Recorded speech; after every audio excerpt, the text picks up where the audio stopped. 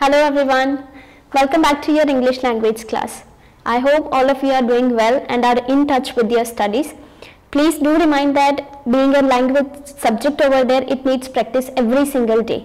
So solve your exercises as well as your practice paper in every single day over there. Today we are going to learn about a new topic which is about conditional sentences. Now what is a condition? Condition means basically the very sentence which will have if in it, right? The option over there, the probability over there, that will be your condition. Only if that probability is fulfilled, then you are supposed to move to the next part over there, right? So in this video we are going to learn about conditional sentences, their types and the usages, where they are used, and the very particular tense which will be followed in those conditional sentences over there. So let's get started. Conditional sentences, first of all, what is the structure of a conditional sentence? A conditional sentence will look like a simple sentence over there, but it will have two different portions over there. In the very sentence, it will consist of if clause and the main clause. It will be divided into two parts, the one sentence itself.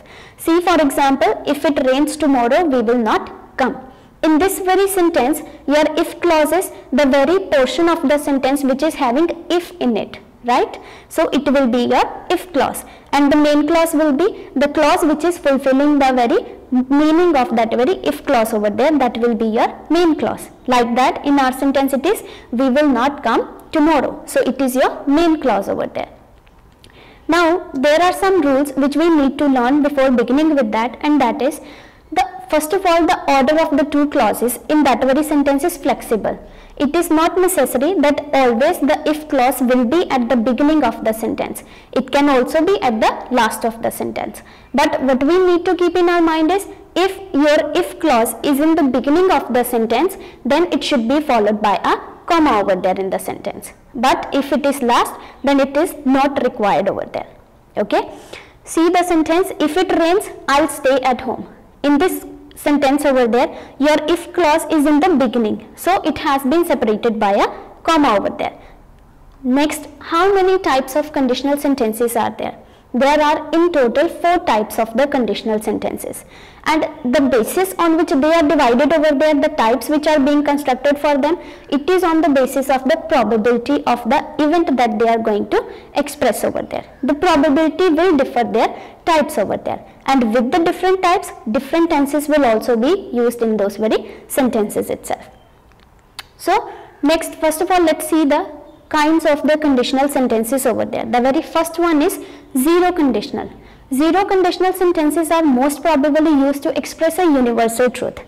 The things which are true, no matter how they are going to happen over there, its result is but obvious that it will happen. In those very cases, we will use conditional sentence of type zero conditional sentences over there, I can say. And in those very conditional sentences, our if clause as well as the main clause, both the clauses will be in the present tense only. Consider the example, then it will be more clear. Water boils if it reaches 100 degrees. It's but obvious that if we will boil the water at the 100 degrees, water will boil over there if it reaches at 100 degrees over there. So zero conditional sentences are like that. Then comes the first conditional sentence. Now the first conditional sentences are used to represent, I can say, a real outcome. You have thought that I could have studied earlier and then I would have passed over there, right? A condition which will have a real effect after over there, that will be represented by the first conditional sentences. And in case of the first conditional sentences, your if clause will be in the present tense and your main clause will be in the future tense. See the example, if I study, I'll pass. It's a possible things, the possible scenario, the things which are possible to do. So it will cover the first conditional sentence. Next comes the second conditional sentences. Now second conditional sentences are used to tell about an imaginary situation. Only a possibility, not the real effect of the thing or the action over there. That very condition will have past tense in the if clause and would plus infinitive in the main clause over there. See the example, if I studied, I would pass. Right? Imaginary situation only, he hasn't actually studied, but he imagined that if he had studied, then he had passed over there. Next comes the third conditional sentence. Third conditional sentence, I can say that they are representing totally hypothetical situation. Now what's a hypothetical situation? Hypothetical situation means a very situation which has never occurred. We have only thought of it. In the past it has never been like that, but we are thinking at present that if I had done this very thing, so the result would have been changed over there. Third conditional sentences are used in order to represent the situation which has never happened. It never existed. So in those very cases, your if clause will have past perfect tense and the main clause will have would have plus the past participle form over there. See the example. If I had studied, I would have passed. That means already he has not passed, he has not studied, but now he is regretting. In order to show the regret, we can use the third conditional sentences over there. That he had not studied in the past, if he would have studied over there, he would have passed in this very present situation. Now, zero conditional sentences, we will discuss in detail what zero conditional sentences are. I have already told you it will cover the universal truth, the things which cannot change, right? See the example, if you heat water to 100 degrees Celsius, it boils. In the example, it's clearly itself mentioned over there that both the tense used in both the clauses is present tense. Present tense is used in the if clause as well as present in the main clause over there. If you pour oil into water, it floats. It is also universal truth. We know that whenever we put oil in the water, it doesn't sink, right? Because of its properties over there, obviously. But it won't change. Thus, the things which cannot be changed, those are true, that will be represented by the zero conditional sentences. First conditional sentences. First conditional sentence has present tense in the if clause and the future tense in the main clause over there. See the example, if it rains, the match will be cancelled. These are the possible outcomes, right? In a reality, it can have an effect. If it rains, then obviously the outcome will be, the match will be cancelled because it will not be possible to play the match over there, right? So, we can say the situation which has a real effect, after effect, that can be represented by the first conditional sentences. And in first conditional sentences, which tense we are going to use? Present tense in the if clause and the future in the main clause over there. Next comes your usage of the first conditional sentences, where they are used typically to justify which situations over there. It is used to speak about possible or probable future events which are likely to happen, which can happen in future over there. For example, if the weather is as sunny tomorrow as it is today, we will go surfing. A possible outcome, that if weather will be clear, we will go surfing. Next, it is used to make promises or warnings.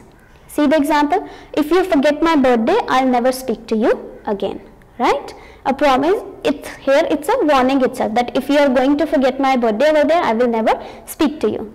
In order to give the commands also, we can use first conditional sentences. If you are tired, go to bed. Next is your second conditional sentence. Second conditional sentence has if clause in the if clause has past tense and the main clause will have would as an plus an infinitive over there. Which are the infinitives? If you remember those, the very word to, but that will be followed only in the specific situations.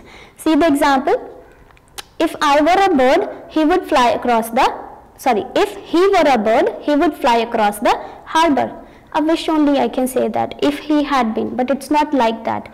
A imaginary case. Imaginary case is used to represented through the second conditional sentences over there. See the another example, if I had $2,000 now, I would buy a car over there. If he is having that much amount of the money, only he would have bought a car over there, right? But he is not having it. He is thinking it. He is wishing for that if the situation was like that. Next comes third conditional sentences. Third conditional sentences will have past perfect tense in the main clause and would have plus the past participle form of the verb in the main clause over there. See the example, if I had enough money, I would have bought the camera yesterday. Here also, it is purely a condition which has never happened, but he is thinking that if that might have happened, the result would have been changed. If I had come home earlier, I would not have missed the program. That means he already have missed the program over there, but he is wishing that if that possibility was over there. Now, the third conditional sentences are used to speak about impossible past events, which has never happened over there. See the example, he would have traveled around the world if he had more money. Only if he was having that much money to travel the world, only then he was possible. But he is not at all having that money. He is only thinking for it. Conditional sentences can also use models over there in order to express a permission or a possibility, we can say. See the example, if we are not careful, many species may become extinct. May, could, might, can, all are the models over there, right? So those can also be used according to the situation over there. Now we use the two words more frequently, I wish and if only. These two words are used with the past simple, continuous or could whenever a situation or a thing are different or are meant to be changed, we can say. The time of the action which will be referred in the subordinate clause will be the same at the time of making wish. In order, I wish and if only, we can simply say that these both are used to indicate that I wish for this very particular thing, if it could have happened. For example, I wish I could help you. Okay, so these are your rules and regulations for the different types of the conditional sentences. First of all, we will follow these rules and regulations. We will go through it, practice it, and then we will try to solve the exercise as well as the practice paper of the chapter conditional sentences. So go through that, solve your practice paper as well as your assignments of this very chapter. Thank you.